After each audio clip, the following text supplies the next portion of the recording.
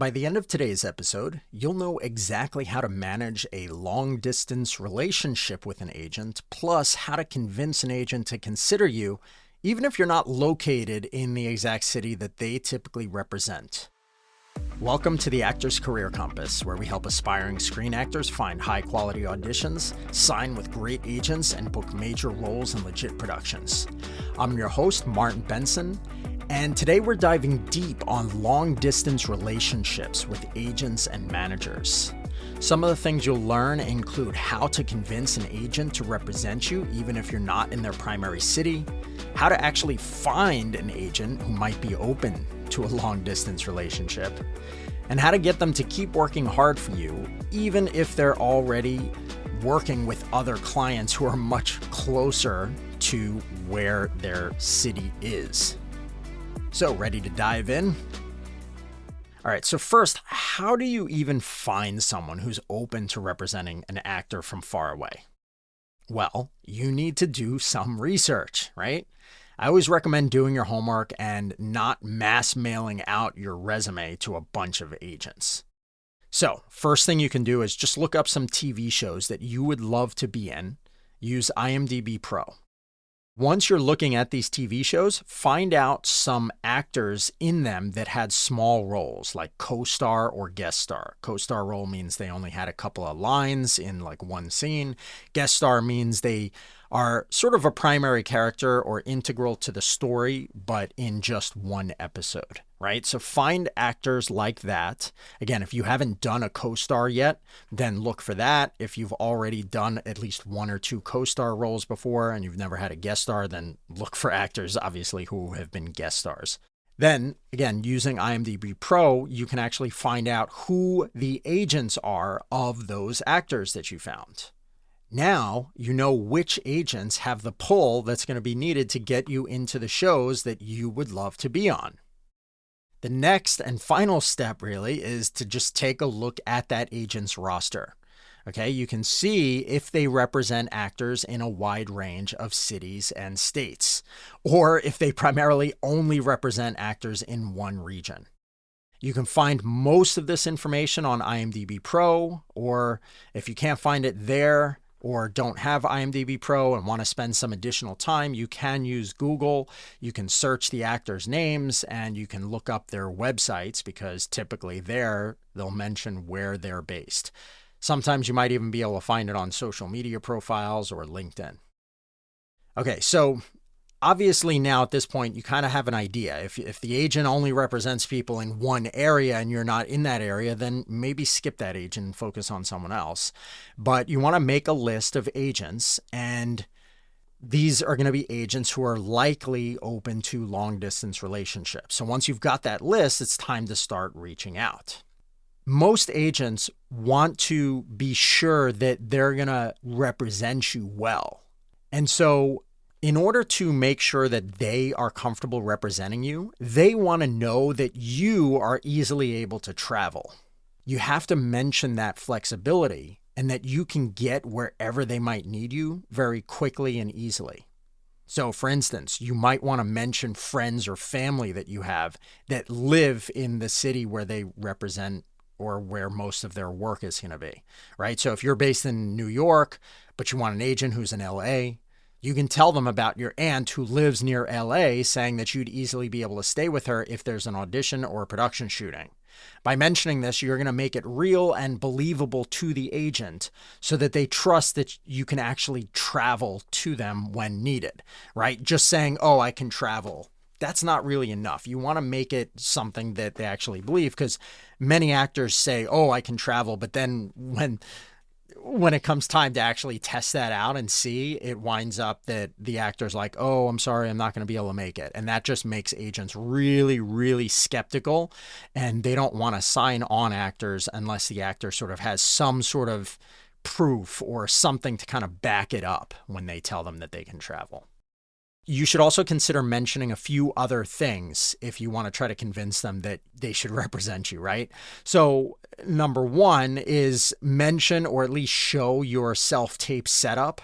You want to include 1 or 2 really strong professionally recorded self-tapes and mention that you have a full professional self-tape setup and can get your auditions sent over to them very quickly, even though you're auditioning from a distance. A professional self-tape setup is extremely important for agents, and if you don't have that or don't have any clips demonstrating that, or if you don't even mention it in your message to them, they may worry and think that you're only going to be able to audition in person, or that when you do submit self-tapes, they're not going to look professional, which would make the agent look bad in front of the casting director, right?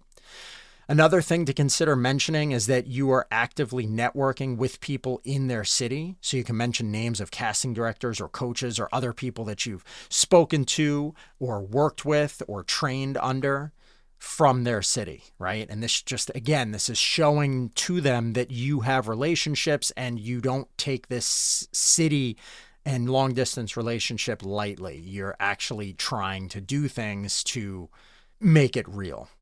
Another thing to consider mentioning is any examples of times that you've actually traveled for a production, right? So if you tell them about a simple time or two where you had to travel and you were able to easily make it, again, just like the family and friends example, it shows a real example to prove that you're just not making this up and that you really do travel. Finally, you can come up with ideas of ways that you might be able to make the long distance relationship easier, whether that's saying that you're open to speaking to them at whatever time, like if they can only meet, let's say at 8 a.m. Eastern, right? And your Pacific time, well, that's 5 a.m., right? Your time. So you can say that, hey, I am happy to meet if you need to meet early 9 a.m. meeting time or anything.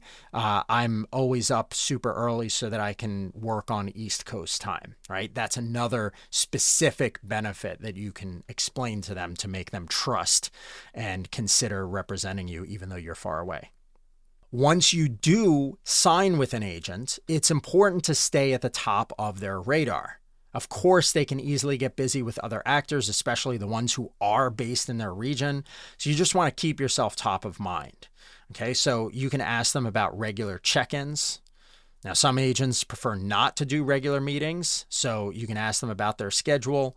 Just tell them that you'd like to do a monthly or even every other month check-in call to make sure that you're making everything as easy as possible for them so that they can submit you effectively. And they can obviously let you know there whether they want you to update your headshots or anything else. In some cases, of course, agents don't want to do meetings more than quarterly, which is fine. But if that's the case, you're probably going to be less top of mind for them than the actors who are in their city, who they're submitting more frequently. So in that case, I would recommend that you consider the second thing on this list, which is to send them update emails. Okay, so anytime you get new headshots or you re-edit your reel, or even if you book something, just shoot them over a simple, quick email to check in and let them know what you're up to. And this way you stay top of mind and they'll keep submitting you. You can also ask them in these emails if there's anything they need you to do to make their life easier. So simple emails once a month or even once every couple weeks. That can be very helpful, and it does not usually come across as overbearing and annoying.